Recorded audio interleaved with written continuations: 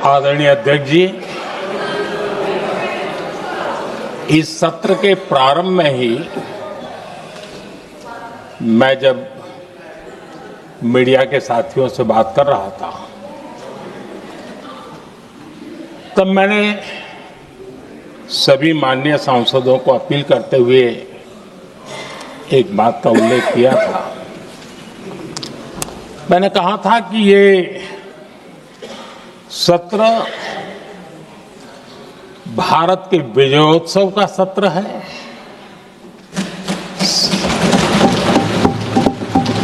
संसद का ये सत्र भारत के गौरवगान का सत्र है।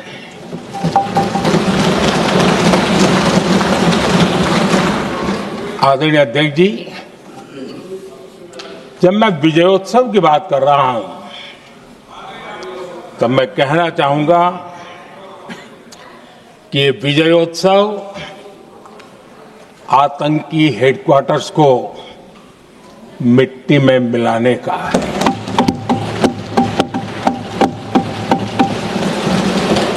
जब मैं विजयोत्सव कहता हूं तो ये विजयोत्सव सिंदूर की सौगंध पूरा करने का है।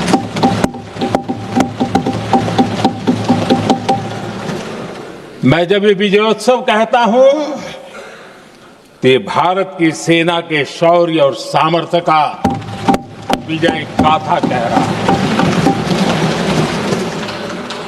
जब मैं विजयोत्सव कह रहा हूं तो 140 करोड़ भारतीयों की एकता, इच्छा शक्ति, उसके एक अप्रतिम जीत का विजयोत्सव की बात करता हूं। आदरणीय अध्यक्ष जी, मैं इसी विजय भाव से इस सदन में भारत का पक्ष रखने के लिए खड़ा हुआ।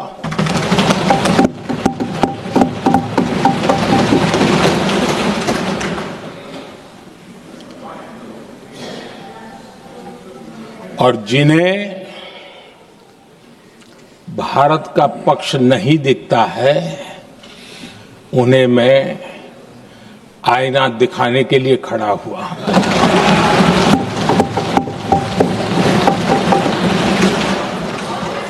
आदरणीय अध्यक्ष जी, मैं 140 करोड़ देशवासियों की भावनाओं में अपना स्वर मिलाने के लिए उपस्थित हुआ हूं। ये 140 करोड़ देशवासियों की भावना के जो गूंज है, जिस सदन में सुनाई दी है, मैं उसे अपना एक स्वर मिलाने खड़ा हुआ।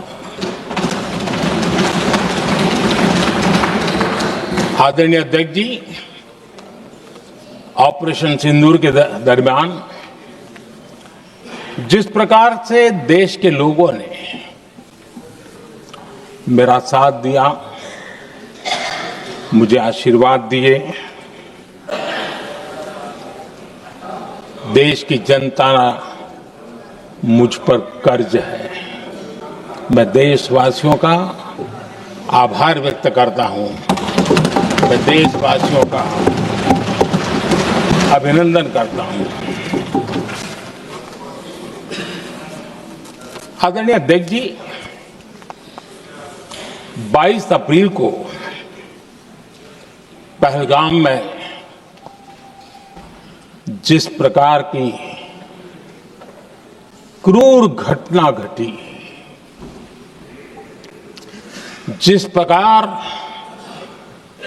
आतंकवादियों ने निर्दोष लोगों को उनका धर्म पूछ पूछ करके गोलियां मारी, ये क्रूरता की पराकाष्ठा थी। भारत को हिंसा की आग में झोंकने का ये सुविचारित प्रयास था। भारत में दंगे फैलाने की ये साजिश थी। मैं आज देशवासियों का धन्यवाद करता हूं कि देश ने एकता के साथ उस साजिश को नाकाम कर दिया।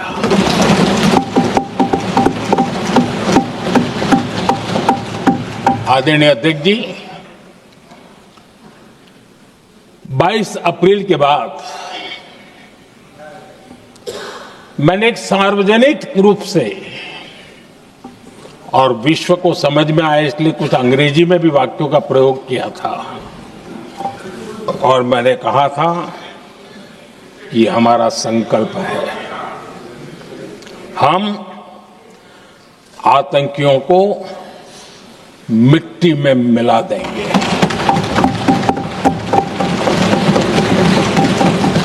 और मैंने सार्वजनिक रूप से कहा था,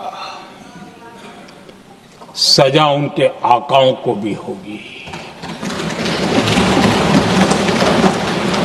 और कल्पना से भी बड़ी सजा मिलेगी।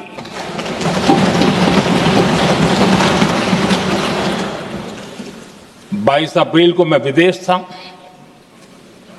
मैं तुरंत लौट के आया और आने के तुरंत बाद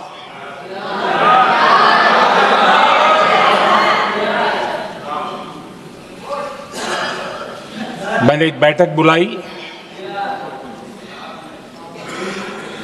और उस बैठक में हमने साफ साफ निर्देश दिए कि आतंकवाद को करारा जवाब देना होगा और ये हमारा राष्ट्रीय संकल्प है।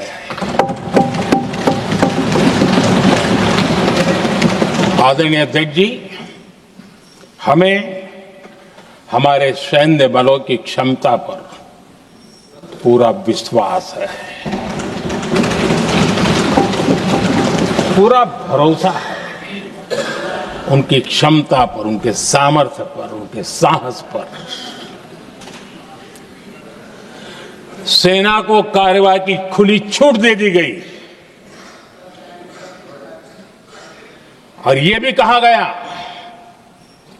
कि सेना तय करें कब, कहां, कैसे, किस प्रकार से। ये सारी बातें उस मीटिंग में साफ साफ कह दी गई और कुछ बातें उसमें से मीडिया में शायद रिपोर्ट भी हुई है।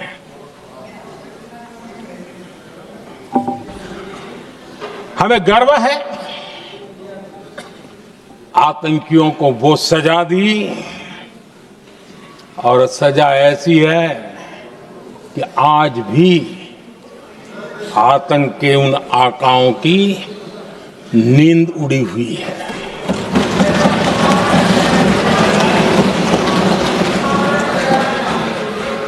आदरणीय अध्यक्ष जी,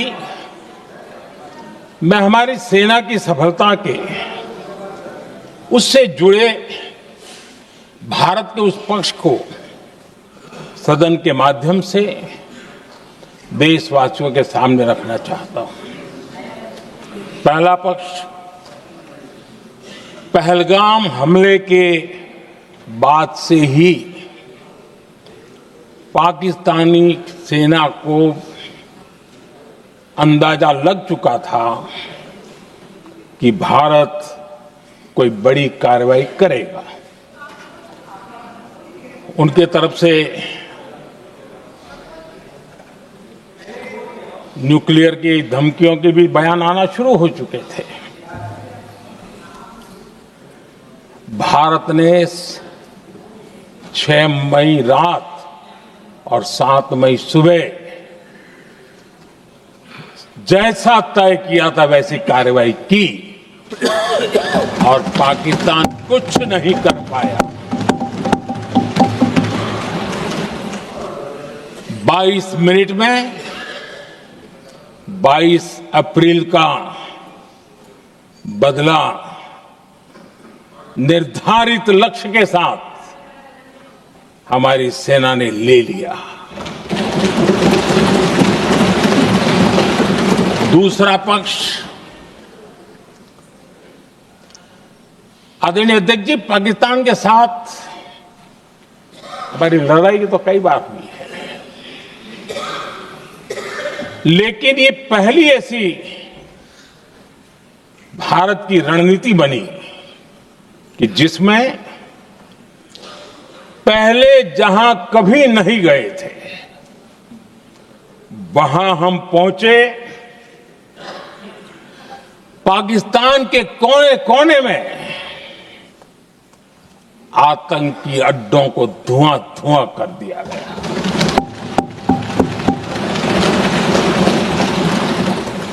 आतंक के गढ़ कोई सोच नहीं सकता कि वहां तक कोई जा सकता है। बहावलपुर और मुर्गे उसको भी जमीन दोस्त कर दिया गया। आदरणीय अध्यक्ष जी, हमारे सेनाओं ने आतंकी अड्डों को तबाह कर दिया। तीसरा पक्ष, पाकिस्तान की न्यूक्लियर धमकी को हमने झूठा साबित कर दिया।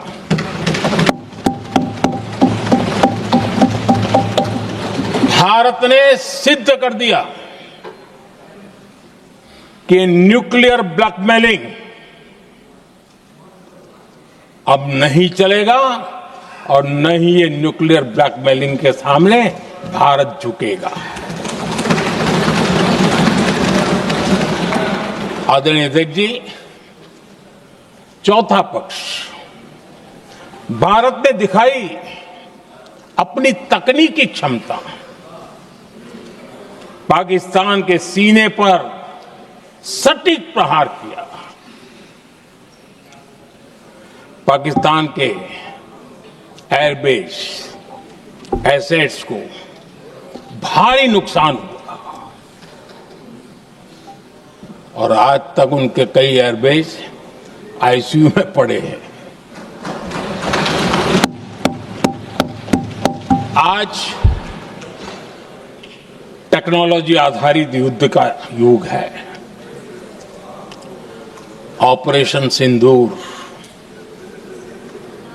इस महारत में भी सफल सिद्ध हुआ है।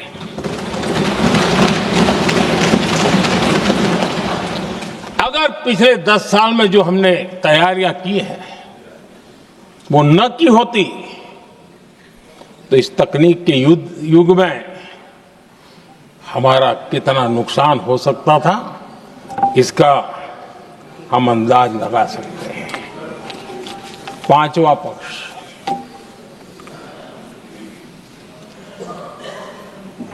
ऑपरेशन सिंदूर के दरमियान पहली बार हुआ जब आत्मनिर्भर भारत की ताकत को दुनिया ने पहचाना। Made in India drone, made in India missile ने पाकिस्तान के हथियारों की पोल खोल करके रख दी।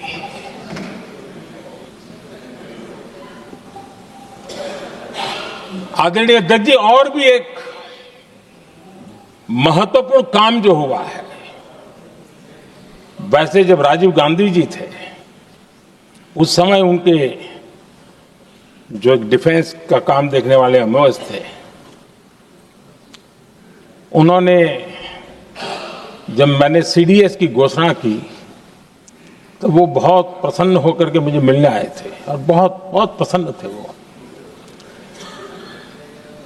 इस समय ऑपरेशन में नेवी, आर्मी, एयरफोर्स तीनों सेनाओं का जॉइंट एक्शन, इसके बीच की सिनर्जी, इसने पाकिस्तान के छक्के छुड़ा दिए।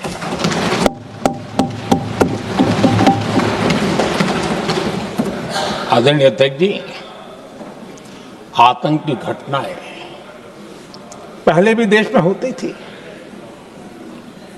लेकिन पहले आतंकवादियों के मास्टरमाइंड निश्चिंत होते थे और वो आगे की तैयारी में लगे रहते थे। उनको पता था कुछ नहीं होगा। लेकिन अब स्थिति बदल गई है। अब हमले के बाद मास्टरमाइंड को नींद नहीं आती। उनको पता है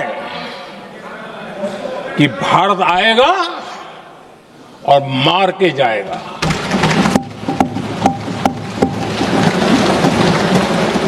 ये न्यू नॉर्मल भारत ने सेट कर दिया है।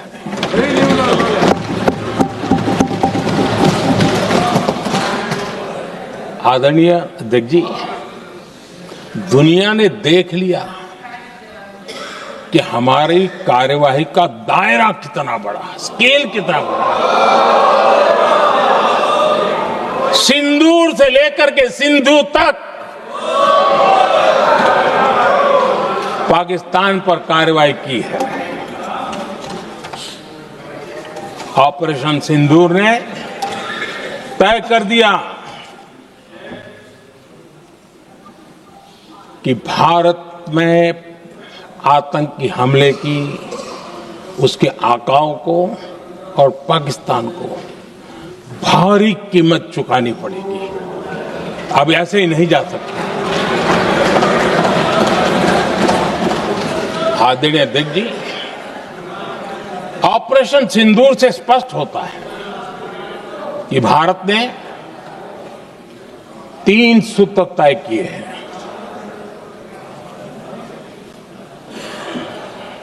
अगर भारत पर आतंकी हमला हुआ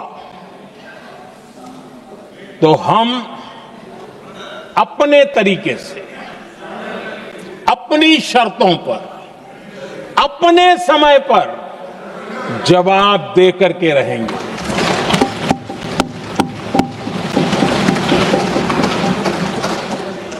दूसरा, कोई भी न्यूक्लियर ब्लैकमेल अब नहीं चलेगा।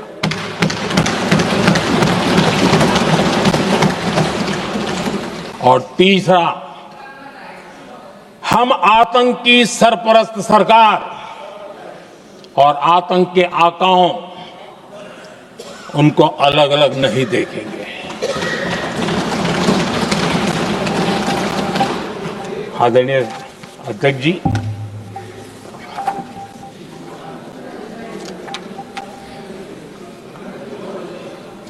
यहां पर विदेश नीति को लेकर के भी काफी बातें कही गई हैं।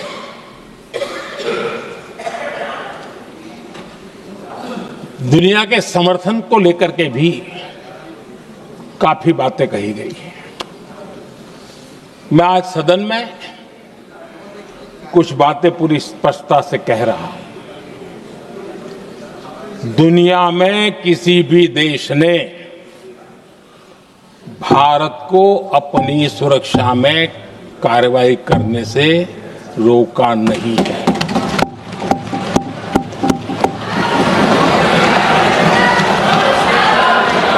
संयुक्त राष्ट्र 193 कंट्रीज,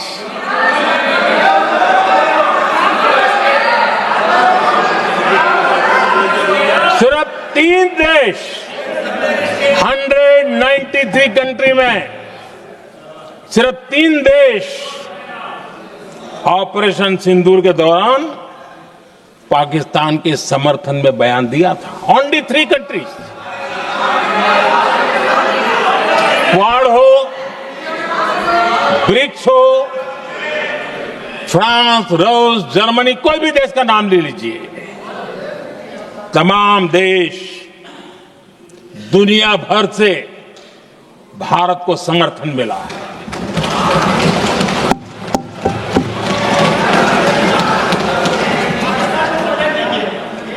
आदरणीय अध्यक्ष जी, दुनिया का समर्थन तो मिला, दुनिया के देशों का समर्थन मिला, माननीय है, लेकिन ये दुर्भाग्य है कि मेरे देश के वीरों के पराक्रम को कांग्रेस का समर्थन नहीं।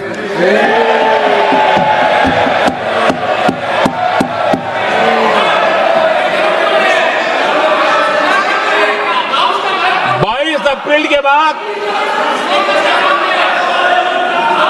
अप्रैल के आतंकी हमले के बाद 3-4 दिन में ही ये उछल रहे थे और कहना शुरू कर दिया, कहां गई 56 इंच की छाती, कहां खो गया मोदी, मोदी तो फेल हो गया। क्या मजा ले रहे थे, उनको लगता है वाह बाजी मार ली। उनको पहलगाम के निर्दोष लोगों की हत्या में भी वो अपनी राजनीति तराशते थे।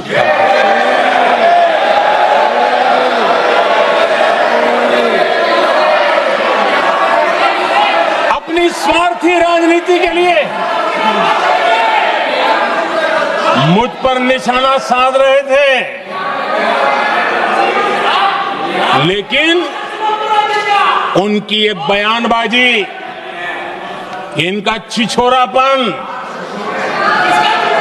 देश के सुरक्षा बलों का मनोबल गिरा रहा था।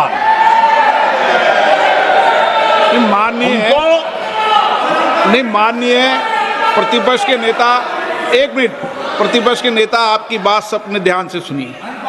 आप बेटे कांग्रेस के और कुछ नेताओं को पीछे से, ये उचित नहीं है आपके लिए। न भारत के सामर्थ्य पर भरोसा है और न ही भारत की सेनाओं पर। इसलिए वो लगातार ऑपरेशन सिंदूर पर सवाल उठा रहे हैं। ऐसा करके आप लोग मीडिया में हेडलाइंस तो ले सकते हैं, लेकिन देशवासियों के दिलों में जगह नहीं बना सकते।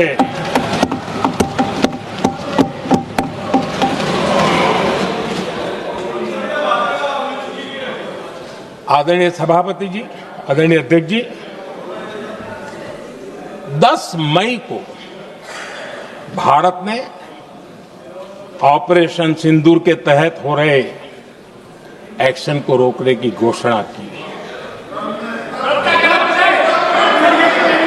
इसको लेकर यहां भांति भांति की बातें कही गई। ये वही प्रोपेगेंडा है जो सीमा पार से फैलाया गया है। कुछ लोग सेना द्वारा दिए गए तथ्यों की जगह पाकिस्तान के झूठ प्रचार को आगे बढ़ाने में जुटे हुए हैं।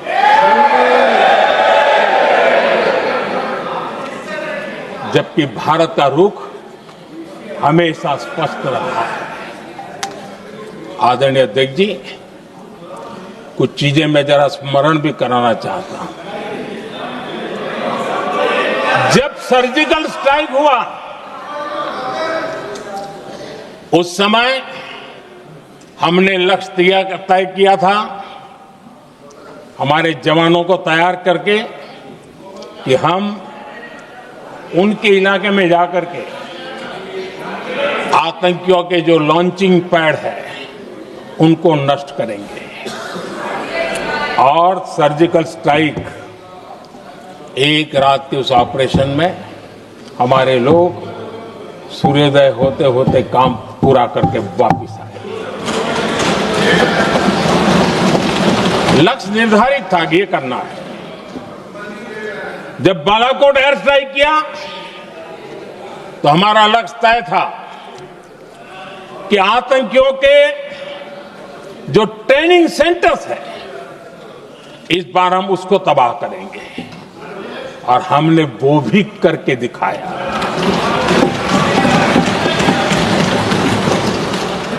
ऑपरेशन सिंदूर के समय हमारा लक्ष्य तय था और हमारा लक्ष्य था कि आतंक के जो एपी सेंटर है और पहलगाम के आतंकियों को जहां से पुरजोश योजना बनी, ट्रेनिंग मिली, व्यवस्था मिली, उस पर हमला करेंगे।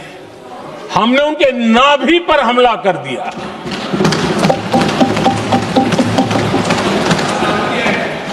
जहां पहलगाम के आतंकियों का रिक्रूटमेंट हुआ, ट्रेनिंग होती थी, फंडिंग होता था, उन्हें टेक्निकल सपोर्ट मिलता था, शस्त्र सरंजाम मिलता था, उस जगह को आइडेंटिफाई किया और हमने सटीक तरीके से ऑपरेशन सिंदूर के तहत आतंकियों की नाभि पे प्रहार कर दिया।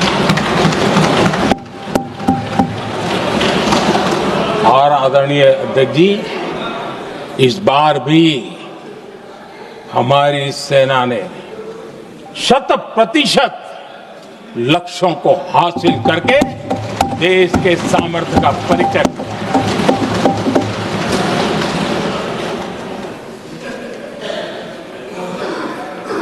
कुछ लोग जानबूझकर के कुछ चीजें भूलने में इंटरेस्टेड होते हैं। देश भूलता नहीं है, देश को याद है। 6 रात और 7 मई सुबह ऑपरेशन हुआ था और 7 मई को सुबह भारत ने प्रेस कॉन्फ्रेंस हमारी सेना ने की और इस प्रेस कॉन्फ्रेंस में भारत ने स्पष्ट कर दिया था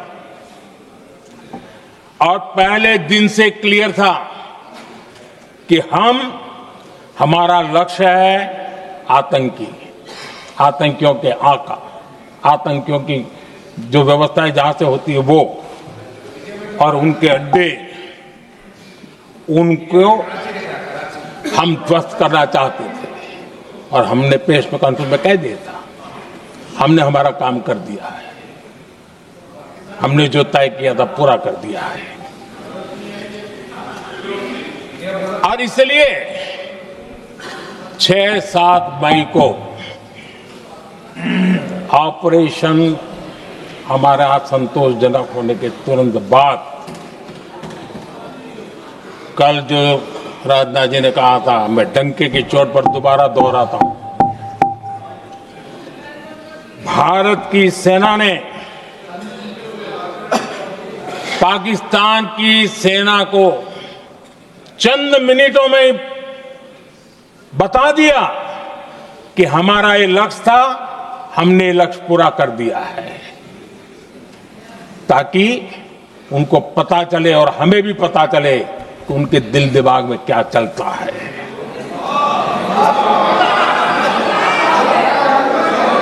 हमने अपना लक्ष्य 100% हासिल कर लिया था और पाकिस्तान में समझदारी होती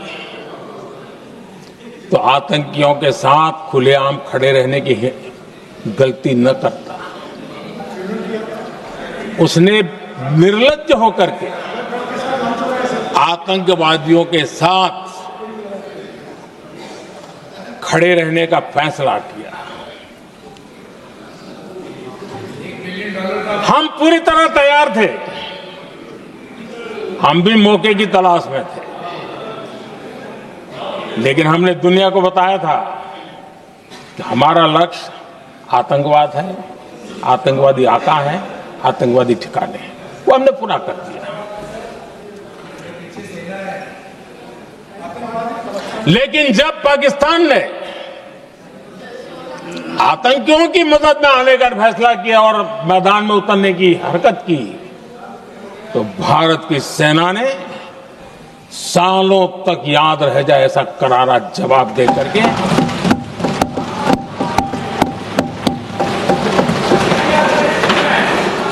9 मई की मध्य रात्रि और 10 मई की एक प्रकार से सुबह हमारी मिसाइलें उन्होंने पाकिस्तान के हर कोने में प्रचंड प्रहार किया, जिसकी पाकिस्तान ने कभी कल्पना नहीं की थी, और पाकिस्तान को घुटनों पर आने के लिए मजबूर कर दिया।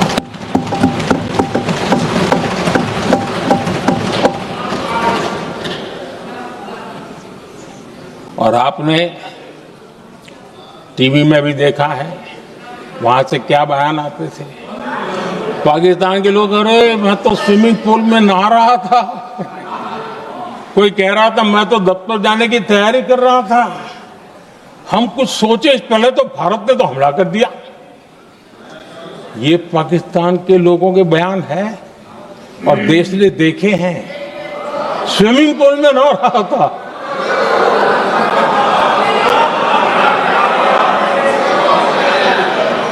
और जब इतना कड़ा प्रहार हुआ, पाकिस्तान ने कभी सोचा तक नहीं था, तब जाकर के पाकिस्तान ने फोन करके डीजीएमओ के सामने फोन करके गुहार लगाई, बस करो, बहुत मारा, अब ज्यादा मार झेलने की ताकत नहीं है, प्लीज हमला रोक दो। ये पाकिस्तान के डीजीएमओ का फोन था। और भारत ने तो पहले दिन ही कह दिया था, 7 तारीख सुबह की प्रेस देख लीजिए, कि हमने हमारा लक्ष्य पूरा कर दिया है, अगर आप कुछ करोगे तो महंगा पड़ेगा। और आप धीरे ऐसे कैसे चलता है? प्लीज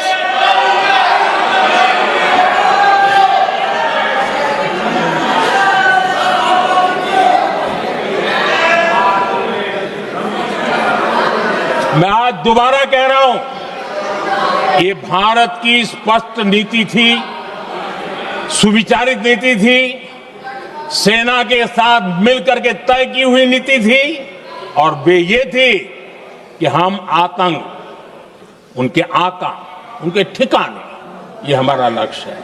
और हमने कहा, पहले दिन प्रेस कॉन्फ्रेंस में कहा है कि हमारा एक्शन नॉन एक्सेलेटरी है, ये हमने कह करके किया है।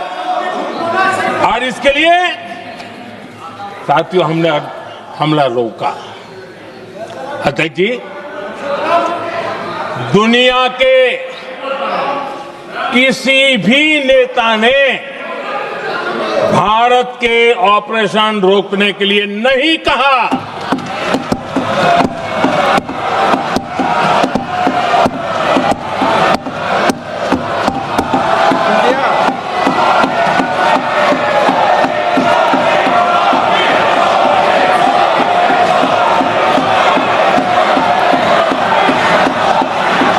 उसी दौरान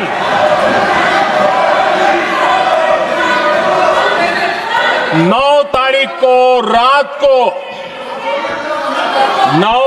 को रात को अमेरिका के उपराष्ट्रपति जी ने मुझसे बात करने का प्रयास किया। वो घंटे भर कोशिश कर रहे थे, लेकिन मेरी सेना के साथ मीटिंग चल रही थी, तो मैंने उनका फोन उठा नहीं पाया। बाद में मैंने उनको कॉल बैक किया। मैंने कहा कि आपका फोन था, 3-4 बार आपका फोन आ गया, क्या है? तो अमेरिका के उपराष्ट्रपति जी ने मुझे फोन पे बताया कि पाकिस्तान बहुत बड़ा हमला करने वाला है, ये उन्होंने मुझे बताया। मेरा जो जवाब था, जिनको समझ नहीं आता है उनको तो नहीं आएगा,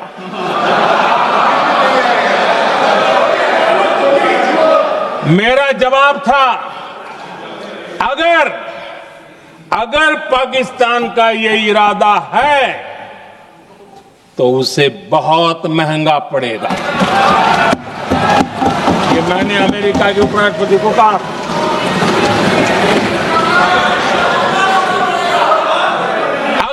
पाकिस्तान हमला करेगा तो हम बड़ा हमला कर करके जवाब देंगे। ये मेरा जवाब था। और आगे मेरा एक वाक्य था, मैंने कहा था हम गोली का जवाब गोले से देंगे। ये 9 तारीख रात की बात है और 9 रात में और 10 सुबह हमने पाकिस्तान को सैन्य शक्ति को तहस नहस कर दिया था। और यही हमारा जवाब था, यही हमारा जज्बा था। और आज पाकिस्तान भी भली भांति जान गया है कि भारत का हर जवाब पहले से ज्यादा तगड़ा होता है।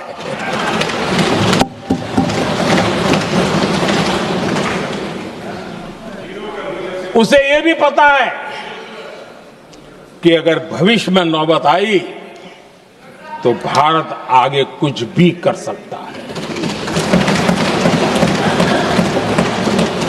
और इसलिए मैं फिर से लोकतंत्र के इस मंदिर में दोहराना चाहता हूं, ऑपरेशन सिंदूर जारी है।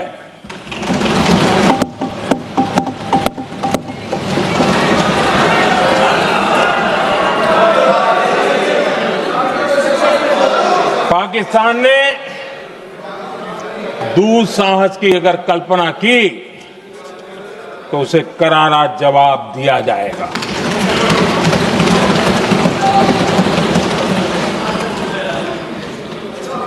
आदरणीय अध्यक्ष जी, आज का भारत आत्मविश्वास से भरा हुआ है। आज का भारत आत्मनिर्भरता के मंत्र को लेकर के पूरी शक्ति के साथ तेज गति से आगे बढ़ रहा है। देश देख रहा है भारत आत्मनिर्भर बनता जा रहा है। लेकिन देश ये भी देख रहा है कि एक तरफ तो भारत आत्मनिर्भरता की ओर तेज गति से आगे बढ़ रहा है, लेकिन कांग्रेस मुद्दों के लिए पाकिस्तान पर निर्भर होती जा रही है।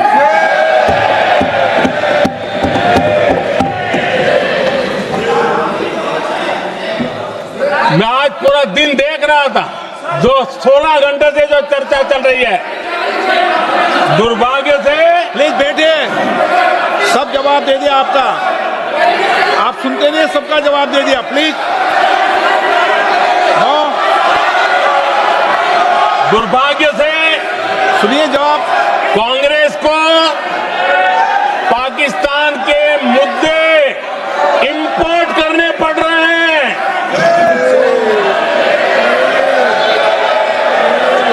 आदरणीय अध्यक्ष जी, आज के वॉरफेयर में इंफॉर्मेशन और नैरेटिव्स की प्लीज बैठिए। बहुत बड़ी भूमिका है।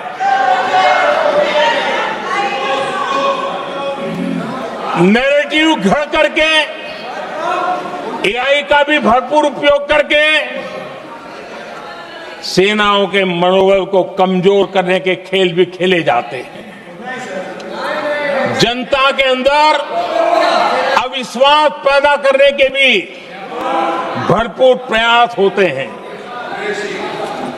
दुर्भाग्य से कांग्रेस और उसके सहयोगी पाकिस्तान के ऐसे ही प्रपंच के प्रवक्ता बन चुके हैं।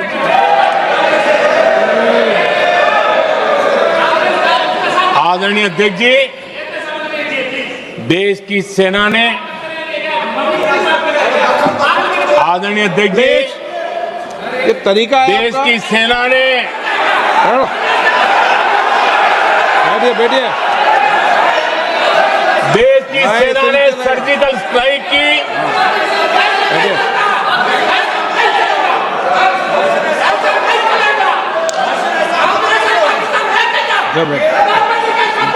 बैठिए। आदरणीय अध्यक्ष जी, देश की सेना ने सफलतापूर्वक सर्जिकल स्ट्राइक की तो तुरंत कांग्रेस वालों ने सेना से सबूत मांगे थे, लेकिन जब उन्होंने देश का मूड देखा, देश का मिजाज देखा, तो सुर उनके बदलने लगे और बदल करके क्या कहने लगे।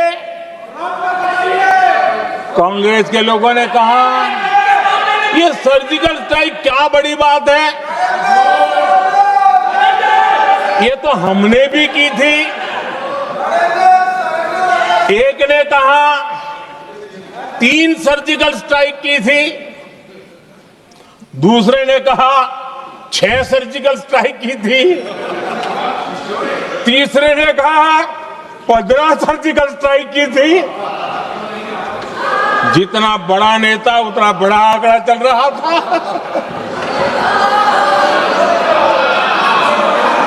आदरणीय अध्यक्ष जी, इसके बाद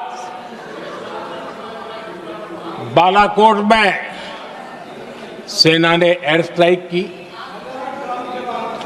अब एयर स्ट्राइक तो ऐसी थी कि वो कुछ कह नहीं सकते थे, इसलिए ये तो नहीं कहा कि भाई हमने भी की थी, उसमें तो उन्होंने समझदारी दिखाई, लेकिन फोटो मांगने लगे। एयर स्ट्राइक हुई तो फोटो दिखाओ, क्या कहां गिरा, क्या तोड़ा, कितने मरे, बस यही पूछते रहे। पाकिस्तान भी यही पूछता था, ये भी यही पूछते थे। इतना ही नहीं, आदरणीय अध्यक्ष जी, जब पायलट अभिनंदन पकड़े गए तो पाकिस्तान में तो खुशी का माहौल होना स्वाभाविक था कि उनके हाथ में भारतीय सेना का एक पायलट उनके हाथ लगा था। लेकिन यहां पर भी कुछ लोग थे जो कानों कानों में कह रहे थे, अब मोदी फंसा, अब अभिनंदन वहां आए, मोदी ला करके दिखा दे, अब देखते हैं मोदी क्या करता है। आज डंके की चोट पर अभिनंदन वापिस आए।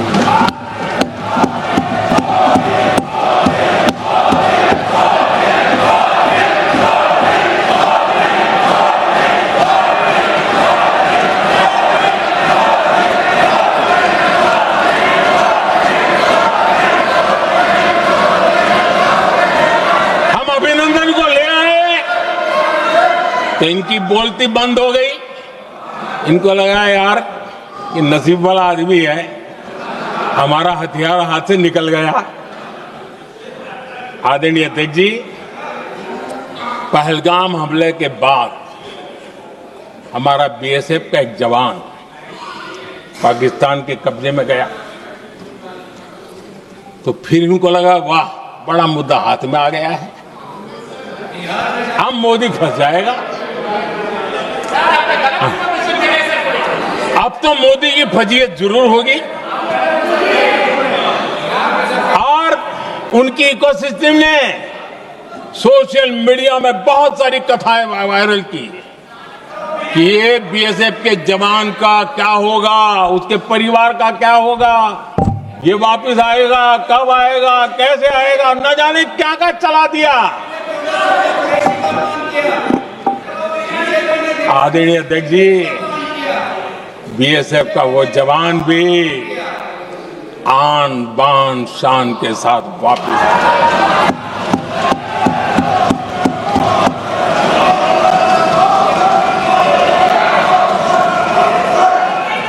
आतंकवादी रो रहे हैं,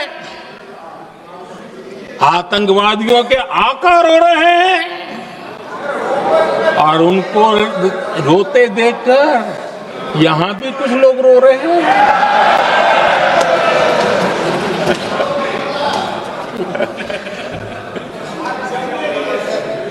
अब देखिए, सर्जिकल स्ट्राइक चल रही थी, उसके बाद उन्होंने एक खेल खेलने की कोशिश की, बात जमी नहीं। एयर स्ट्राइक हुई तो दूसरा खेल खेलने की कोशिश की, वो भी जमी नहीं। जब ये ऑपरेशन सिंदूर हुआ तो उन्होंने नया पैंतरा शुरू किया। और क्या शुरू किया? रोक क्यों दिया?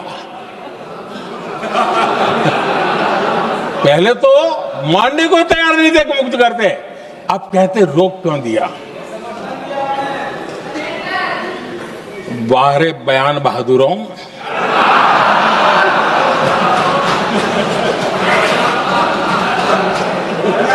आपको विरोध का कोई न कोई बहाना चाहिए। और इसलिए सिर्फ मैं नहीं, पूरा देश आप पर हंस रहा है।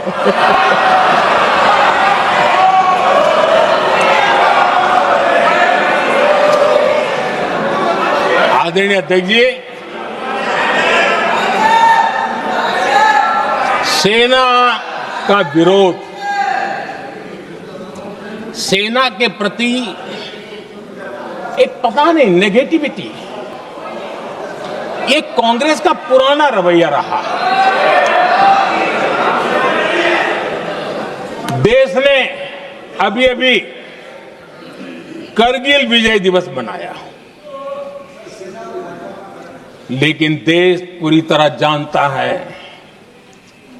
कि उनके कार्यकाल में और आज तक करगिल के विजय को कांग्रेस ने अपनाया नहीं। न करगिल विजय दिवस मनाया है, न करगिल विजय का गौरव किया। इतिहास साक्षी है अध्यक्ष जी।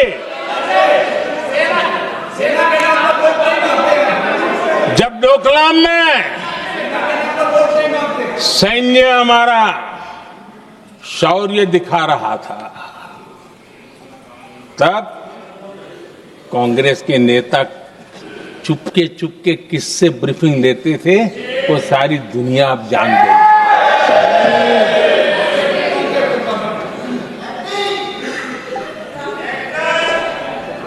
आप निकाल दीजिए पाकिस्तान के सारे बयान और यहां हमारा विरोध करने वाले लोगों के बयान, फुल स्टॉप कॉमा के साथ एक है।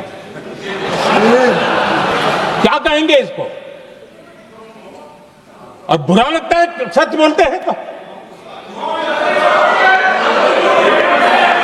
पाकिस्तान के साथ सुर में सुर मिला दिया जाता है। आदरणीय अध्यक्ष जी, देश हैरान है, कांग्रेस ने पाकिस्तान को क्लीन चिट दे दी है।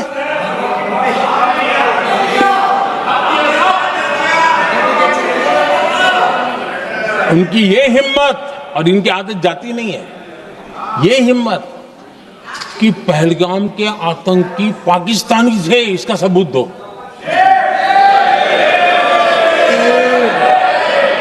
क्या कह रहे हो तुम लोग? तो कौन सा तरीका है? और यही मांग पाकिस्तान कर रहा है जो कांग्रेस कर रही है। और आदरणीय अध्यक्ष जी, आज जब सबूतों की कोई कमी नहीं है, सब कुछ आंखों के सामने दिखता है, तब ये हालत है। अगर ये सबूत ना होते तो क्या करते ये लोग, आप बताइए।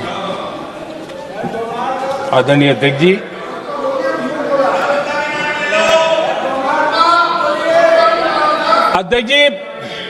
ऑपरेशन सिंदूर के एक पार्ट की तरफ तो चर्चा भी बहुत होती है, ध्यान भी जाता है, लेकिन देश के लिए कुछ गौरव की क्षणें होती हैं, ताकत की परिचय होता है, उसकी तरफ भी ध्यान जाना बहुत आकर्षित है। हमारे एयर डिफेंस सिस्टम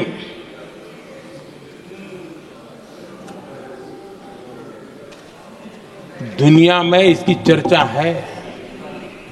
हमारे एयर डिफेंस सिस्टम ने पाकिस्तान की मिसाइल और ड्रोन्स उसको तिनके की तरफ बिखेर दिया था।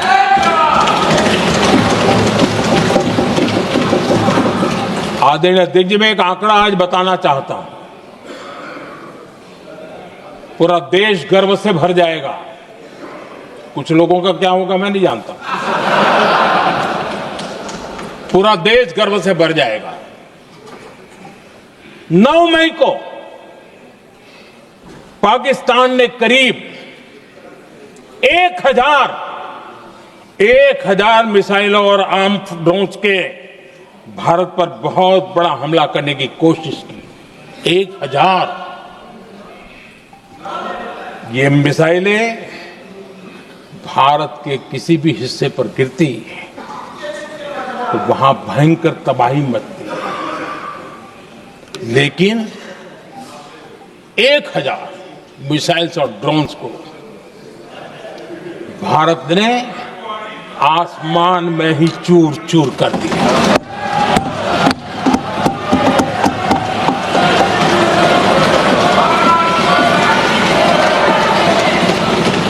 हर देशवासी को इससे गर्व हो रहा।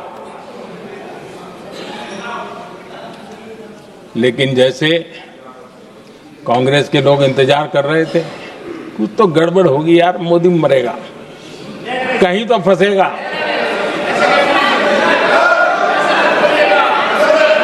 पाकिस्तान ने आदमपुर एयरबेस पर हमले का झूठ फैलाया, उस झूठ को बेचने की भरपूर कोशिश की, पूरी ताकत नहीं लगा दी। मैं अगले ही दिन आदमपुर पहुंचा और खुद जाकर के उनके झूठ को मैंने बेनकाब कर दिया। तब जाकर के उनको अकल ठिकाने लगी कि अब ये झूठ चलने वाला नहीं है। आदरणीय अध्यक्ष जी, जो हमारे छोटे दलों के साथी हैं, जो राजनीति में नए हैं, उनको कभी शासन में रहने का अवसर नहीं मिला, उनसे कुछ बातें निकलती मैं समझ सकता हूं। लेकिन कांग्रेस पार्टी ने इस देश में लंबे समय तक राज किया है, उसको शासन की व्यवस्थाओं का पूरा पता है, उन चीजों से वो निकले हुए लोग हैं, उनके लिए शासन व्यवस्था क्या होती इसकी समझ पूरी है, अनुभव है उनके पास। उसके बाद भी विदेश मंत्रालय तुरंत जवाब दे, उसको स्वीकारना नहीं। विदेश मंत्री जवाब दे, इंटरव्यू दे, बार बार बोले, उसको स्वीकारना नहीं। गृह मंत्री बोले, रक्षा मंत्री बोले, किसी पर भरोसा नहीं। जिसने इतने सालों तक राज किया, उनको देश की व्यवस्थाओं पर अगर भरोसा नहीं है, तब शक उठता है कि क्या हालत हो गई है इनकी। आदरणीय अध्यक्ष जी, अब कांग्रेस का भरोसा पाकिस्तान के रिमोट कंट्रोल से बनता है और बदलता है।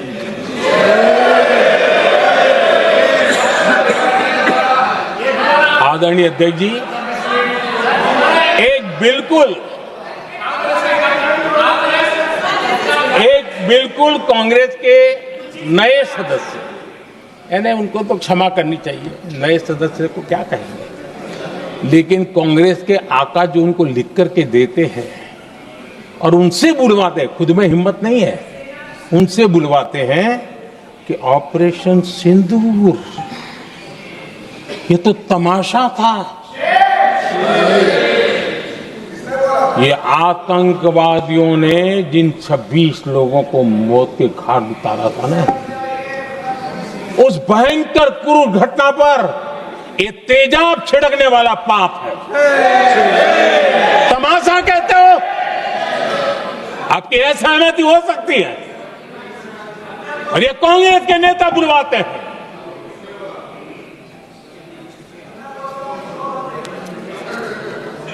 आदरणीय अध्यक्ष जी, पहलगाम के हमलावरों को कल हमारे सुरक्षा बलों ने ऑपरेशन महादेव करके अपने अंजाम तक पहुंचाया।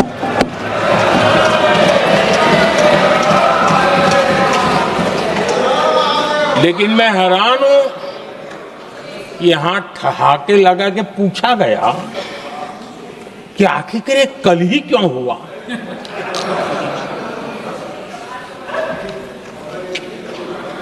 अब ये क्या हो गया है मुझे समझ नहीं आ रहा है। क्या ये ऑपरेशन के लिए कोई सावन महीने का सोमवार ढूंढा गया था क्या? क्या हो गया है लोगों को? हताशा, निराशा इस हद तक।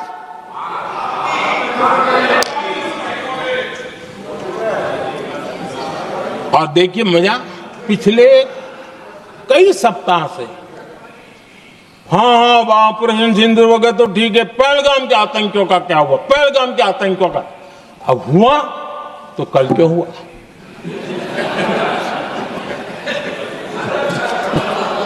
और कल ही क्यों हुआ?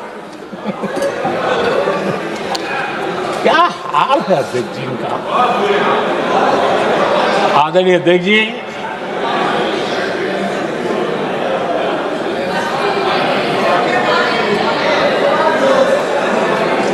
आदरणीय अध्यक्ष जी,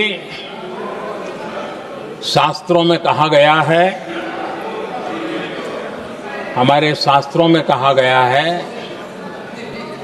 शस्त्रेण रक्षिते राष्ट्रे, शस्त्रेण रक्षिते राष्ट्रे शास्त्र चर्चा प्रवर्तते। अर्थात जब राष्ट्र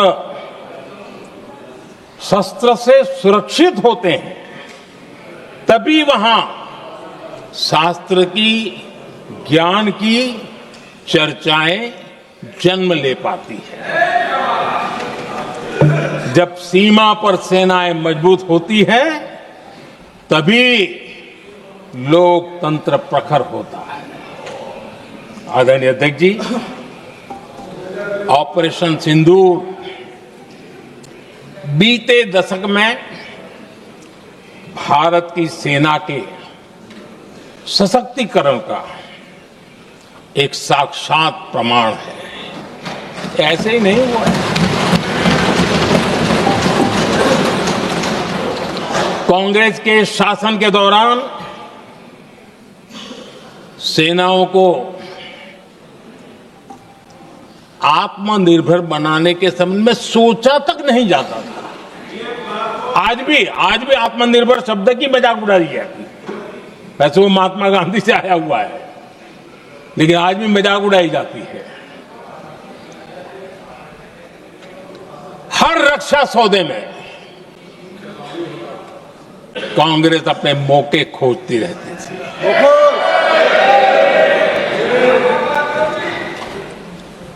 छोटे छोटे हथियारों को लिए विदेशों पर निर्भरता, ये इनका कार्यकाल रहा है।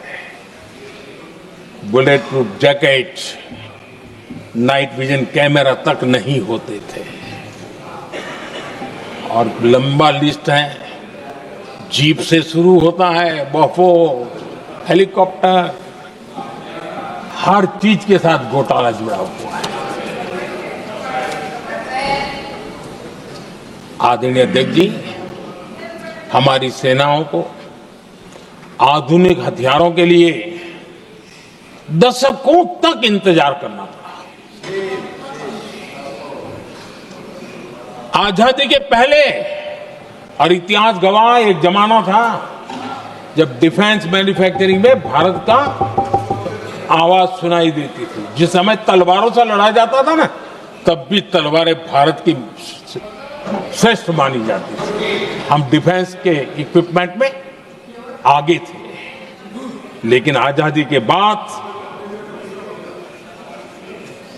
जो एक मजबूत डिफेंस इक्विपमेंट मैन्युफैक्चरिंग का हमारा दायरा था,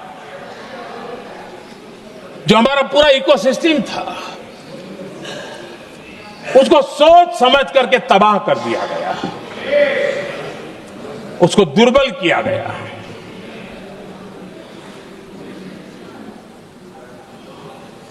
रिसर्च और मैन्युफैक्चरिंग के लिए रास्ते बंद कर दिए गए। अगर इसी नीति पर हम चलते तो भारत इस 21वीं सदी में ऑपरेशन सिंदूर के संबंध में सोच भी नहीं सकता। यह हालत करके रखा हुआ था उन्होंने। भारत को सोचना पड़ता कि अगर कोई एक्शन लेना है तो शस्त्र कहां से मिलेंगे, साधन कहां से मिलेगा, बारूद कहां से मिलेगा, समय पर मिलेगा या नहीं मिलेगा, बीच बचाव में रुकता नहीं जाएगा, ये टेंशन पालना पड़ता है।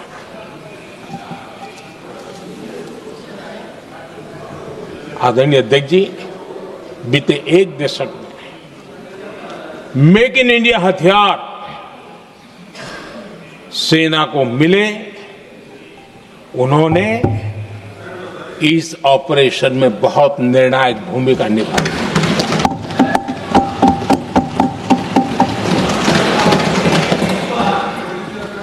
आदरणीय अध्यक्ष जी,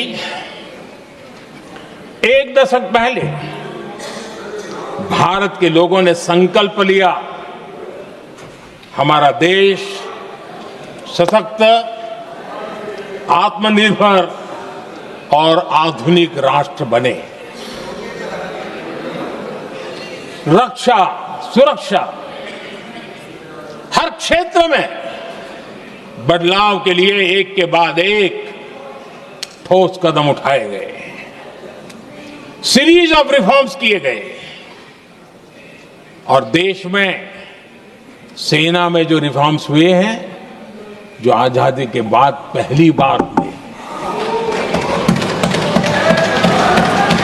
चीफ ऑफ डिफेंस स्टाफ की नियुक्ति, ये विचार कोई नया नहीं था, दुनिया में प्रयोग भी चलते हैं, भारत में निर्णय नहीं होते थे।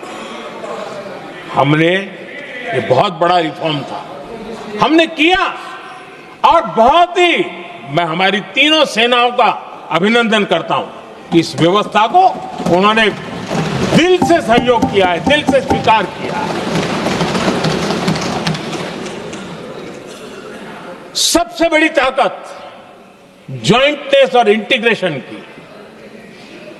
इस समय नेवी हो, एयरफोर्स हो, आर्मी हो, ये इंटीग्रेशन और ज्वाइंटनेस ने हमारी ताकत को अनेक गुना बढ़ा दिया और उसका परिणाम भी हमें नजर में आया है, ये हमने करके देखा है।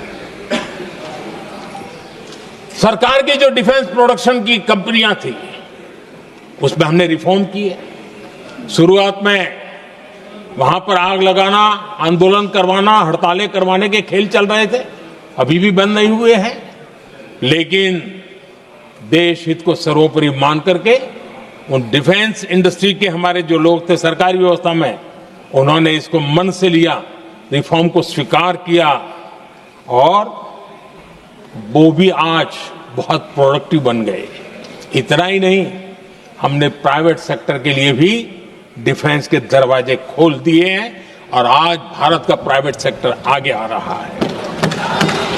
आज स्टार्टअप्स डिफेंस के क्षेत्र में हमारे 27-30 साल के नौजवान, टियर 2, टियर 3 सिटी के नौजवान, कई कुछ जगह तो बेटियां स्टार्टअप का नेतृत्व कर रही है। डिफेंस के सेक्टर में सैकड़ों की तादाद में आज स्टार्टअप काम कर रहे हैं। ड्रोन्स, एक प्रकार से मैं कह सकता हूं, ड्रोन्स की जितनी भी एक्टिविटी हमारे देश में हो रही है, शायद एवरेज 30-35 की उम्र होगी जो लोग कर रहे हैं, सारे लोग, और सैकड़ों की तादाद में कर रहे हैं। और उसका ताकत, क्योंकि इनका भी योगदान था इसमें, जिन्होंने इस प्रकार के प्रोडक्शन किए हैं, और वो हमें ऑपरेशन सिंदूर में बहुत काम आए। मैं उन सबके प्रयासों को बहुत साधुवाद करता हूं और मैं उनको विश्वास दिलाता हूं, आगे बढ़िए, अब देश रुकने वाला नहीं है। आदरणीय अध्यक्ष जी, डिफेंस सेक्टर में मेक इन इंडिया ये नारा नहीं था, हमने इसके लिए बजट पॉलिसी में जो परिवर्तन करना था, जो नए इनिशिएटिव ले रहे थे, वो नए इनिशिएटिव लिए। और सबसे बड़ी बात, क्लियर कट विजन के साथ हमने देश में make in India defence sector के अंदर तेज गति से हम आगे बढ़ रहे हैं। आदरणीय अध्यक्ष जी, एक दशक में डिफेंस का बजट लगभग पहले से 3 गुना हुआ है। डिफेंस प्रोडक्शन में करीब करीब 250% वृद्धि हुई है, 250% वृद्धि हुई है। 11 वर्षों में डिफेंस एक्सपोर्ट 30 गुना से भी ज्यादा बढ़ा है, 30 गुना से ज्यादा। डिफेंस एक्सपोर्ट आज दुनिया के करीब 100 देशों तक हम पहुंचे हैं। और आदरणीय अध्यक्ष जी, कुछ चीजें ऐसी होती हैं जो इतिहास में बहुत बड़ा प्रभाव छोड़ती हैं। ऑपरेशन सिंदूर ने डिफेंस का जो मार्केट है उसमें भारत का झंडा गाड़ दिया है। भारत के हथियारों की डिमांड आज बढ़ती चली जा रही है, मांग बढ़ रही है। ये भारत में उद्योगों को भी बल देगी, एमएसएमई को बल देगी, हमारे नौजवानों को रोजगार देगी और हमारे नौजवान अपनी बनाई चीजों से दुनिया में अपनी ताकत का प्रदर्शन कर पाएंगे। यह दिख रहा है, मैं देख रहा हूं डिफेंस के क्षेत्र में जो आत्मनिर्भर भारत की दिशा में हम जो कदम उठा रहे हैं, मैं हैरान हूं। कुछ लोगों को आज भी तकलीफ हो रही है, जैसे उनका खजाना लूट गया। ये कौन सी मानसिकता है? देश को ऐसे लोगों को पहचानना होगा। आदरणीय अध्यक्ष जी, मैं स्पष्ट करना चाहता हूं, डिफेंस में भारत का आत्मनिर्भर होना ये आज की शस्त्रों की स्पर्धा में के काल में विश्व शांति के लिए भी जरूरी है।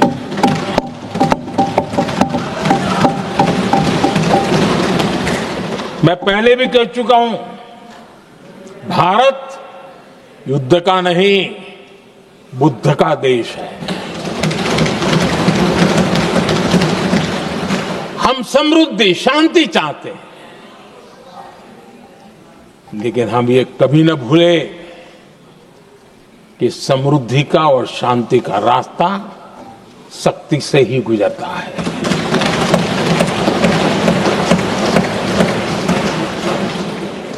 आदरणीय अध्यक्ष जी, हमारा भारत छत्रपति शिवाजी महाराज, महाराजा रणजीत सिंह, राजेंद्र चोला, महाराणा प्रताप, लसित बोरफुकन और महाराजा सुहेलदेव का देश है।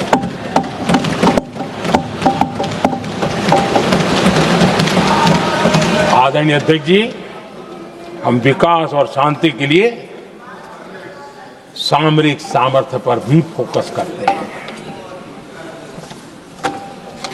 आदरणीय अध्यक्ष जी, कांग्रेस के पास नेशनल सिक्योरिटी का विजन न पहले था और आज तो सवाल ही नहीं उठता है।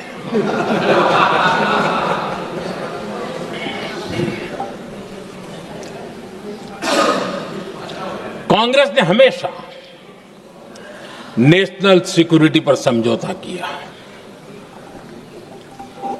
आज जो लोग पूछ रहे हैं पीओके को वापस क्यों नहीं लिया, वैसे ये सवाल मुझे ही पूछ सकते हैं और किसको पूछ सकते हैं।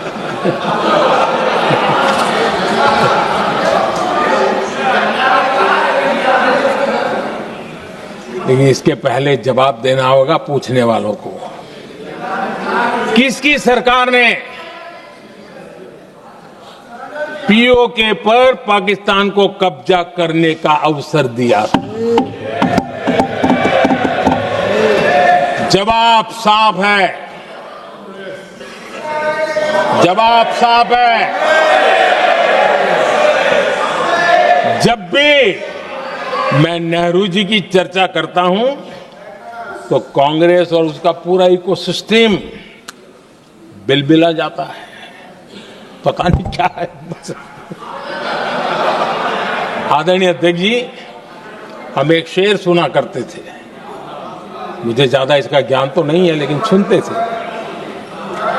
लम्हों ने खता की और सदियों ने सजा पाई। आजादी के बाद से ही जो फैसले लिए गए उनकी सजा आज तक देश भुगत रहा है।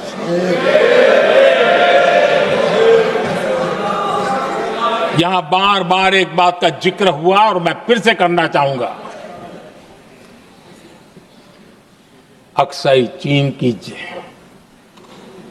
उस पूरे क्षेत्र को बंजर जमीन करार दिया गया, ये कहकर के तो बंजर है। देश की 38,000 वर्ग किलोमीटर जमीन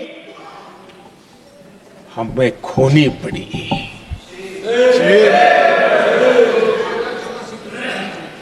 आदरणीय अध्यक्ष जी, मैं जानता हूं मेरी कुछ बातें चुभने वाली है।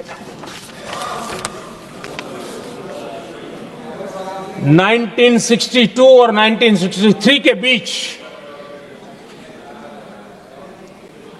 कांग्रेस के नेता जम्मू कश्मीर के पूंछ, उरी, नीलम वैली और किशनगंगा को छोड़ देने का प्रस्ताव रख रहे थे। भारत की भूमि, आदरणीय अध्यक्ष जी, और वो भी लाइन ऑफ पीस के नाम पर किया जा रहा था। 1966 रण ऑफ कच्छ पर इन्हीं लोगों ने मध्यस्थता स्वीकार की। ये था उनका राष्ट्रीय सुरक्षा का विजन। एक बार फिर उन्होंने भारत का करीब 800 वर्ग किलोमीटर क्षेत्र पाकिस्तान को सौंप दिया, जिसमें छड़बेट भी शामिल है, कि कहीं उसको छड़ा बेट भी कहते हैं। 1965 की जंग में हाजीपीर पास को हमारी सेना ने वापस जीत लिया था, लेकिन कांग्रेस ने उसे फिर लौटा दिया। 1971 पाकिस्तान के 93,000 फौजी हमारे पास बंदी थे। पाकिस्तान का हजारों वर्ग किलोमीटर एरिया हमारी सेना ने कब्जा किया था। हम बहुत कुछ कर सकते थे, विजय की स्थिति में थे। उस दौरान अगर थोड़ी सा विजन होता, थोड़ी सी समझ होती, तो पीओके वापस लेने का निर्णय हो सकता। वो मौका था, वो मौका भी छोड़ दिया गया। अरे इतना ही नहीं, इतना सारा जब सामने टेबल पर था, अरे कम से कम करतारपुर साहब को तो ले सकते थे, वो ही नहीं कर पाया। 1974 श्रीलंका को कच्चथीवू द्वीप को गिफ्ट कर दिया गया। आज तक हमारे मछुआरे भाई बहनों को इससे परेशानी होती है, उनकी जान पर आफत आती है। क्या गुनाह था तमिलनाडु के मेरे फिशरमैन भाई बहनों का कि आपने उनका हक छीन लिया और दूसरों को गिफ्ट कर दिया?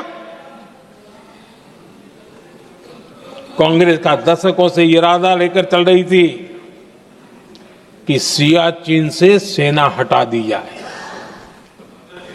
आदरणीय अध्यक्ष जी, 2014 में देश ने इनको मौका नहीं दिया, वरना आज सियाचिन भी हमारे पास नहीं होता।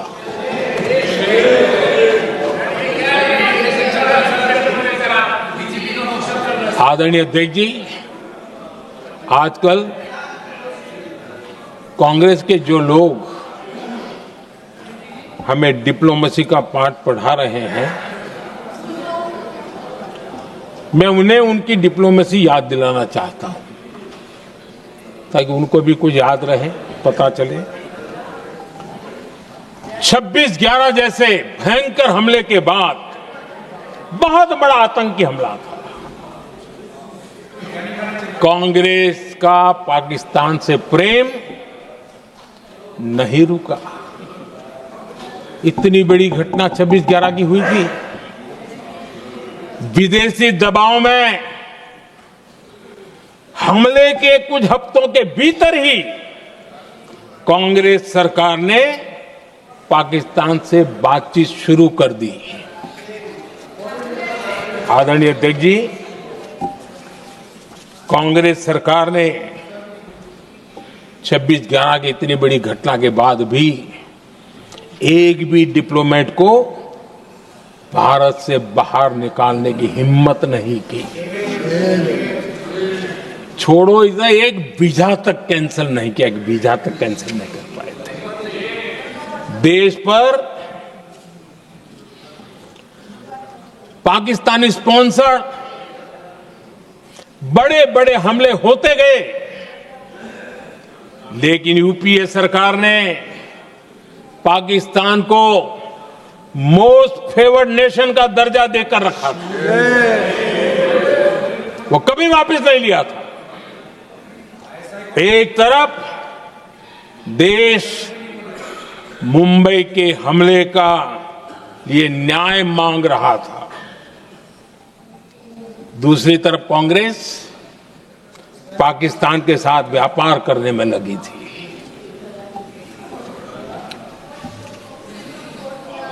पाकिस्तान वहां से खून की होली खेलने वाले आतंकियों को भेजते रहे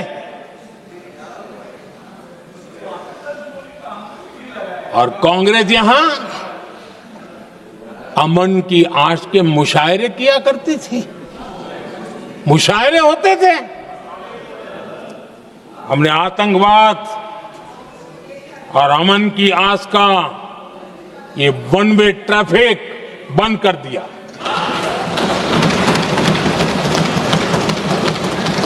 हमने पाकिस्तान का एमएफएन का दर्जा रद्द किया, वीजा बंद किया। हमने अटारी वाघा बॉर्डर को बंद कर दिया। आदरणीय अध्यक्ष जी,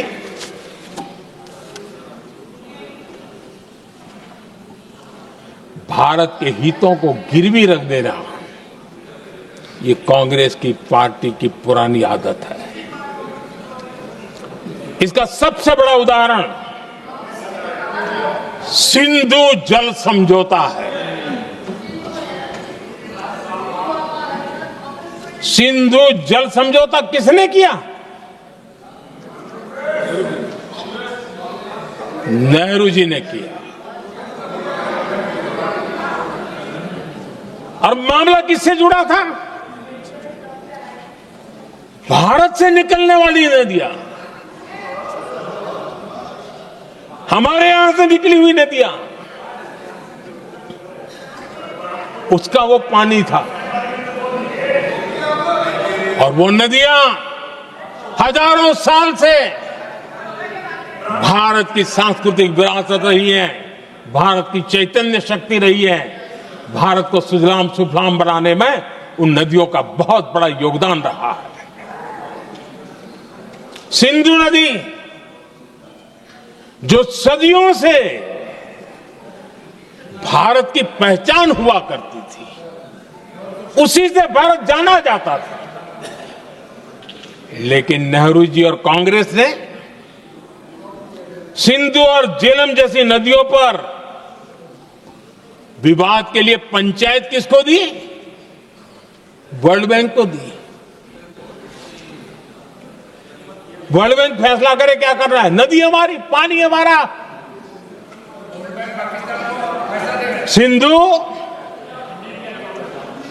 सिंधु जल समझौता सीधा सीधा भारत की अस्मिता और भारत के स्वाभिमान के साथ किया गया बहुत बड़ा धोखा था।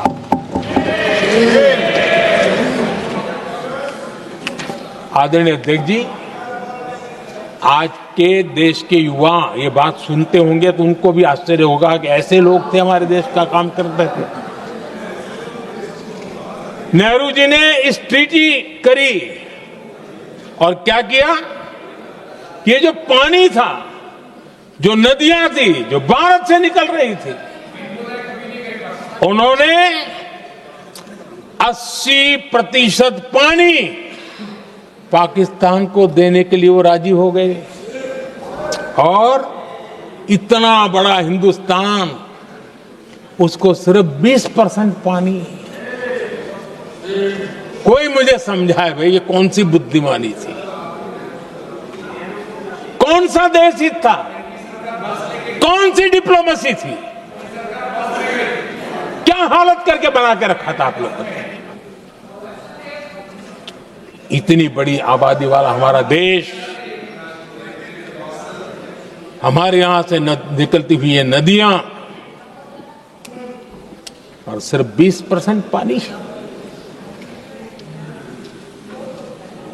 और 80% पानी उन्होंने उसको दिया जो देश खुलेआम भारत को अपना दुश्मन करार कर देता रहा है, दुश्मन कहता रहा।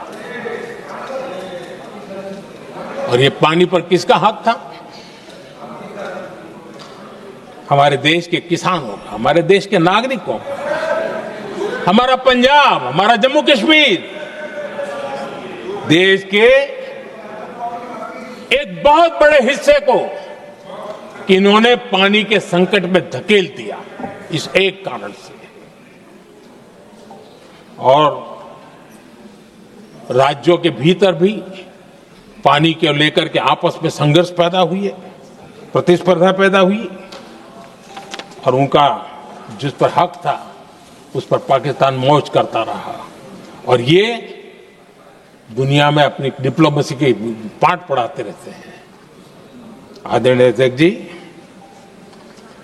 अगर ये ट्रीटी न होती तो पश्चिमी नदियों पर कई बड़ी परियोजनाएं बनती।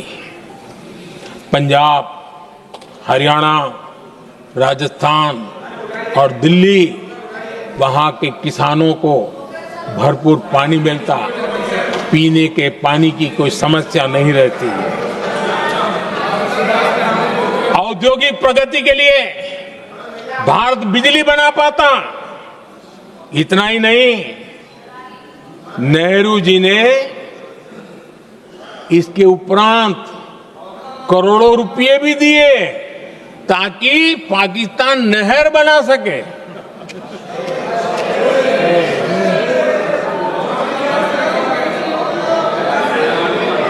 आदरणीय अध्यक्ष जी, इससे भी बड़ी बात, देश चौंक जाएगा। ये चीजें छिपाई गई है, दबा दी गई है।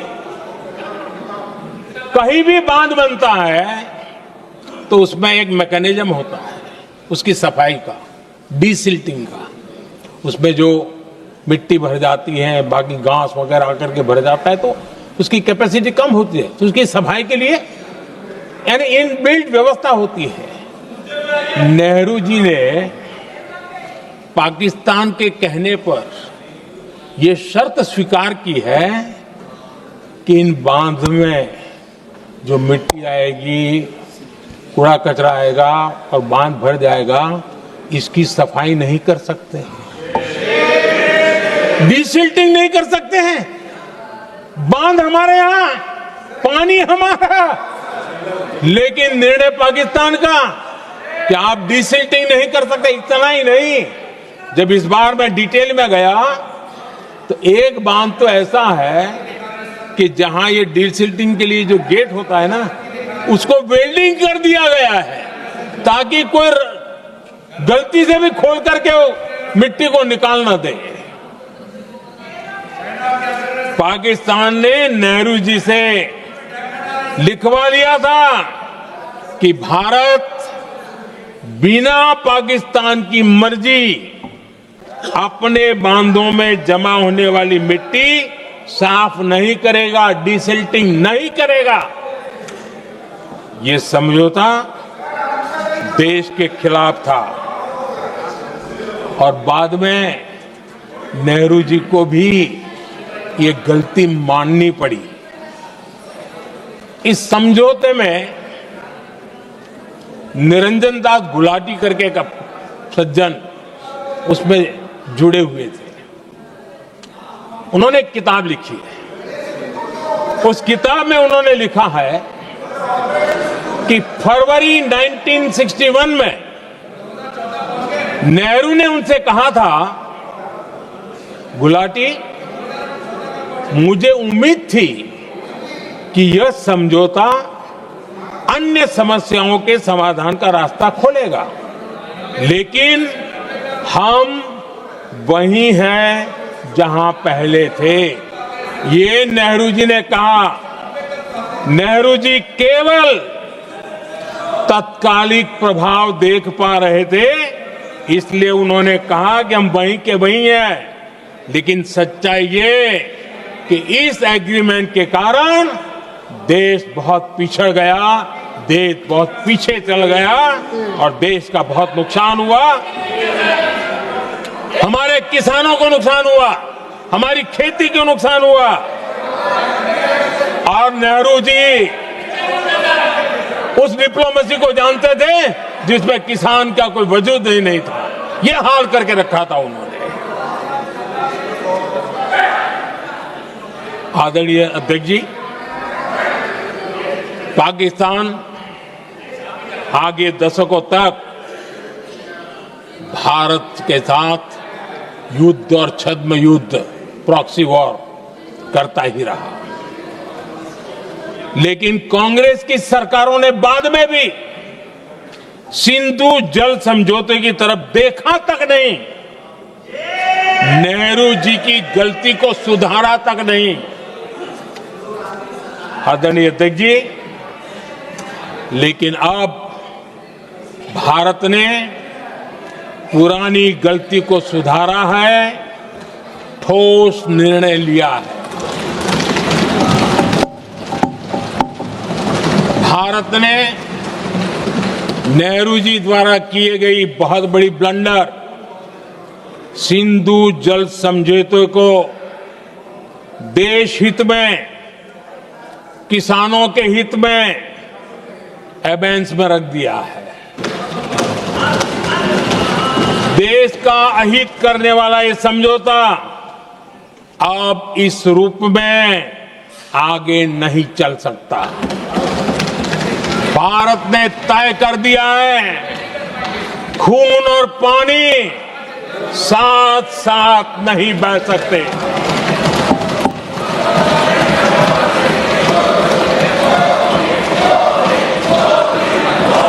माननीय सदस्य, आप बहुत देर हो गई, आप उपनेता हैं, ये तरीका आप बैठे बैठे टोकते हैं, प्लीज, ये शोभा नहीं देता आपके लिए।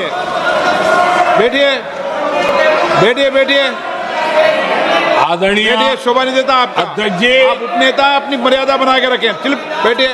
वहां बैठे साथी आतंकवाद पर लंबी लंबी बातें करते हैं। जब ये सत्ता में था, जुड़े हुए हैं, जब इनको राज करने का अवसर मिला था,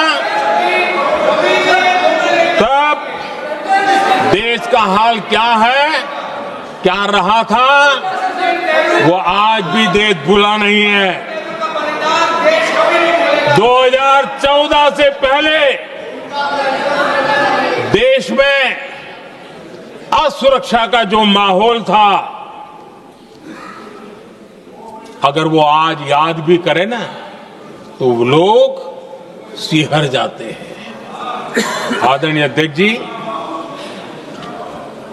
हम सबको याद है, जो नई पीढ़ी के बच्चे हैं उनको पता नहीं है, हम सबको पता है। हर जगह पर अनाउंसमेंट होता था, रेलवे स्टेशन पर जाओ, बस स्टैंड पर जाओ, एयरपोर्ट पर जाओ, बाजार में जाओ, मंदिर में जाओ, कहीं पर भी जाओ, जहां भी भीड़ होती है, कोई भी लावारी चीज दिखे छूना मत, पुलिस को तुरंत जानकारी देना, वो बम हो सकता है। हम 2014 तक यही सुनते आए थे, ये हालात करके रखा था। देश के कोने कोने में यही हाल था। माहौल ये था कि जैसे कदम कदम पर बम बिछे हैं और खुद को ही नागरिकों ने बचाना है, उन्होंने हाथ ऊपर कर दिए थे, अनाउंस कर दिया। आदरणीय अध्यक्ष जी, कांग्रेस की कमजोर सरकारों के कारण देश को कितनी जानें गंवानी पड़ी, हमें अपनों को खोना पड़ा। आदरणीय अध्यक्ष जी, आतंकवाद पर लगाम लगाई जा सकती थी। हमारी सरकार ने 11 साल में ये करके दिखाया, एक बहुत बड़ा सबूत है। 2004 से 14 के बीच जो आतंकी घटनाएं होती थी, उन घटनाओं में बहुत बड़ी कमी आई है। इसलिए देश भी जानना चाहता है, अगर हमारी सरकार आतंकवाद पर नकेल कस सकती है तो कांग्रेस सरकारों की ऐसी कौन सी मजबूरी थी कि आतंकवाद को फलने फूलने दिया। आदरणीय अध्यक्ष जी, कांग्रेस के राज में आतंकवाद अगर फला फूला है, उसका एक बड़ा कारण इनकी तुष्टीकरण की राजनीति है, वोट बैंक की राजनीति है। जब दिल्ली में बाटला हाउस एनकाउंटर हुआ, कांग्रेस के एक बड़ी नेता के आंख में आंसू थे, आतंकवादी मारे गए इसके कारण, और वोट पाने के लिए इस बात को हिंदुस्तान के कोने कोने में पहुंचाया गया। आदरणीय अध्यक्ष जी, 2001 में देश की संसद पर हमला हुआ था, तब कांग्रेस के एक बड़े नेता ने अफजल गुरु को बेनिफिट ऑफ डाउट देने की बात कही थी। आदरणीय अध्यक्ष जी, मुंबई में 26/11 का इतना बड़ा आतंकी हमला हुआ, एक पाकिस्तानी आतंकी जिंदा पकड़ा गया। पाकिस्तान की मीडिया ने, दुनिया ने यह स्वीकार किया कि पाकिस्तानी है, लेकिन यहां कांग्रेस पार्टी इतना बड़ा पाकिस्तान का पाप, इतना बड़ा पाकिस्तानी आतंकी हमला, और ये क्या खेल खेल रहे थे, वोट बैंक की राजनीति के लिए क्या कर रहे थे। कांग्रेस पार्टी इसको भगवा आतंक सिद्ध करने में जुटी हुई है।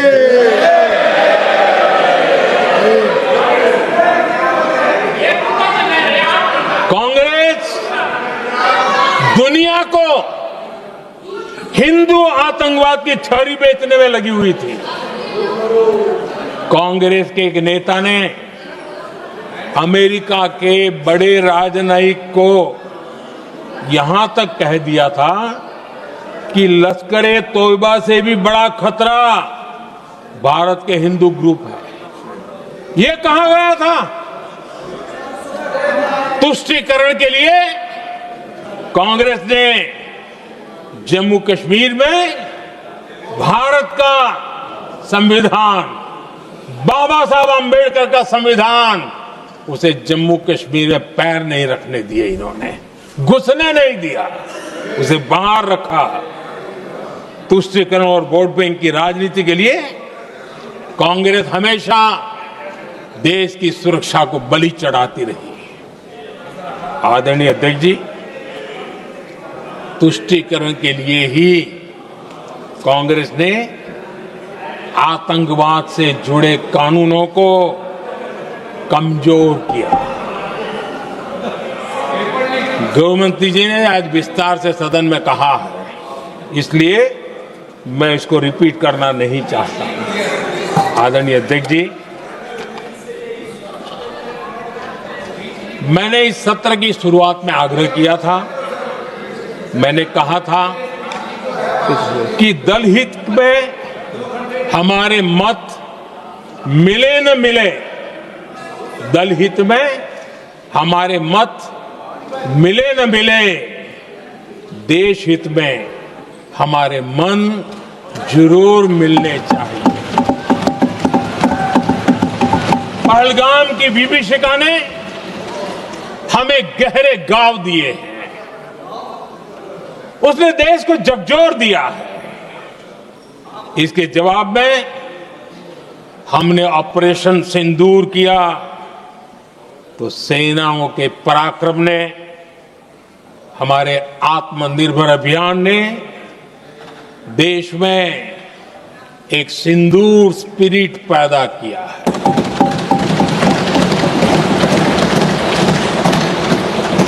ये सिंदूर स्पिरिट हमने तब भी देखी जब दुनिया भर में हमारे प्रतिनिधि मंडल भारत की बात बताने गए। मैं उन सभी साथियों को बहुत बहुत बधाई देता हूं। आपने बहुत ही प्रभावी ढंग से भारत की बात डंके की चोट पर दुनिया के सामने रखी। लेकिन मुझे दुख इस बात का है, हैरानी भी है, जो खुद को कांग्रेस के बड़े नेता समझते हैं, उनके पेट में दर्द हो रहा है कि भारत का पक्ष दुनिया के सामने क्यों रखा गया। शायद कुछ नेताओं को सदन में बोलने पर भी पाबंदी लगा दी गई है। आदरणीय अध्यक्ष जी, इस मानसिकता से बाहर निकलने की जरूरत है। कुछ पंक्तियां मेरे मन में आती हैं, मैं अपने भाव व्यक्त करना चाहता हूं। आदरणीय अध्यक्ष जी, करो चर्चा और इतनी करो, करो चर्चा और इतनी करो कि दुश्मन दहशत से दहल उठे, दुश्मन दहशत से दहल उठे। रहे ध्यान बस इतना ही, रहे ध्यान बस इतना ही, मान सिंदूर और सेना का प्रश्नों में भी अटल रहे। हमला मां भारती पर हुआ अगर, तो प्रचंड प्रहार करना होगा। दुश्मन जहां भी बैठा हो, हमें भारत के लिए ही जीना होगा। मेरा कांग्रेस के साथियों से आग्रह है कि एक परिवार के दबाव में पाकिस्तान को क्लीन चिट देना बंद कर दें। जो देश की विजय की क्षण है, कांग्रेस उसे देश के उपहास का क्षण न बनाए। कांग्रेस अपनी गलती सुधारें। मैं आज सदन में फिर स्पष्ट करना चाहता हूं, अब भारत आतंक की नर्सरी में ही आतंकियों को मिट्टी में मिलाएगा।